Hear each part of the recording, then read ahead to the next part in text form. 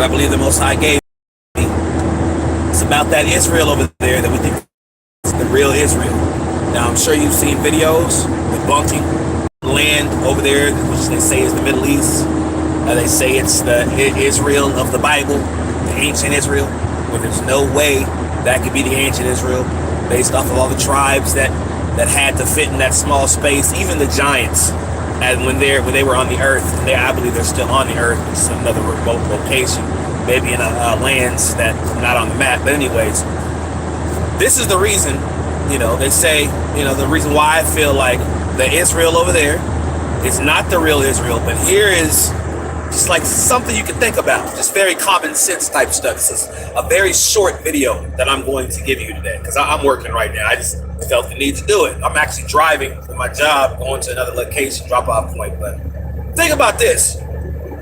If that Israel is the real location, then think about this. The Most High took out the true children of Israel from their homeland.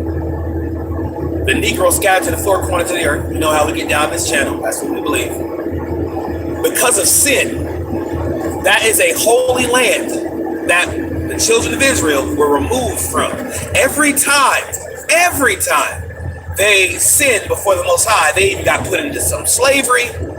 They got destroyed, not completely, of course, not completely destroyed, but they got put into slavery and kicked out of the land when they were put into slavery. You had the Babylonian slavery. You had the slavery that they had in Assyria, right? And of course the slavery in Babylon. They were always kicked out of the land whenever they sinned. But you have a people that are claiming to be the people. I'm not going to go further in that because YouTube they have censors.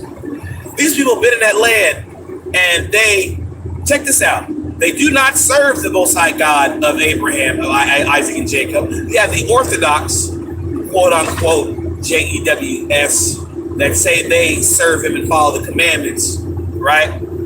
But then they have idol worship. They also do Kabbalah. They also, they're doing they're worshiping, they're reading the Kabbalah, doing all sorts of witchcraft and magic over there in the land, right? The land they say is Israel, right? And they're still in the land. Think about that. They're still in the land without any without any judgment as far as them being kicked out of that land. When the Israelites, the ancient Israelites sinned, they always get kicked out of the land and put into slavery. Also think about this. The Ark of the Covenant was holy, is holy. I still believe it's on the earth. Just not where we can see it now. It's not going to be revealed, I believe, until later in the future. That's just my belief. But the Ark of the Covenant was so holy that if anyone but the priests that were in charge of handling the Ark of the Covenant, if they even touched it, you could be killed. So now you talk about the land, this land of Israel, which they say is the true Israel, which is not the true Israel. On this channel, I'm just going to tell you now, I prescribe to the belief and the teachings when it comes to this of Tail Ministries, where they say the land is in Africa, of course. Northern Africa is where Israel, the fake Israel is now.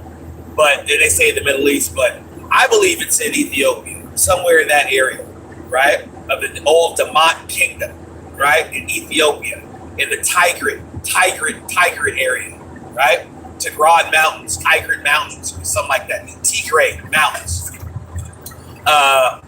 Over there by, what's this called? What's that place? Anyways, it's in that, I believe it's in that area, right? So, but back to what I was saying.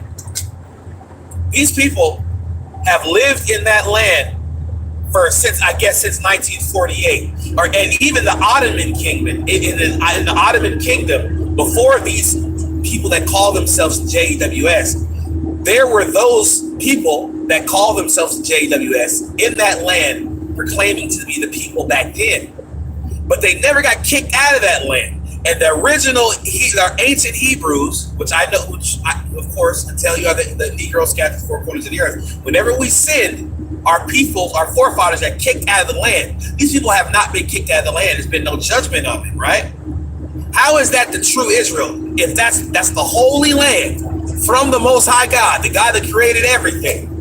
How are they able to have homosexuality over there? How are they able to sin and do witchcraft and sorcery and do Kabbalah worship and magic and all these things that they do over there and not be kicked out of that land?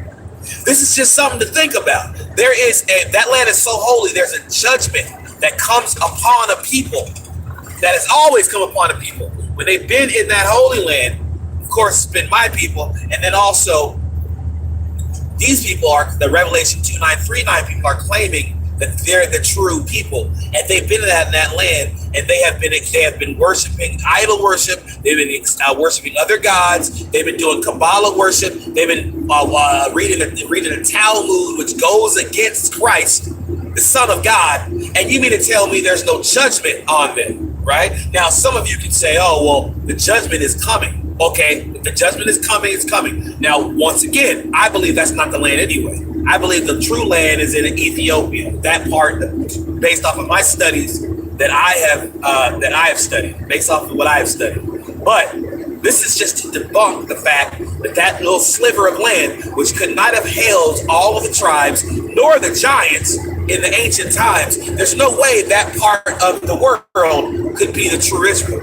But the main preference of this video, the main point of this video is to say, when you sin and you're in that land, then there's no way you can stay there, because the Most High Yah has shown through history, through times past in the Bible, how when His people sinned on that land, they always got kicked out of that land. They always got taken away from that land. They could not stay in that land. And the level of sin that these people, these Revelation 3:9-2:9 people that call themselves, you know what I'm saying, the JWS, the level of sin that they allow there and that they partake in themselves is unprecedented. So it makes no sense, just by common sense, that could be the land, okay?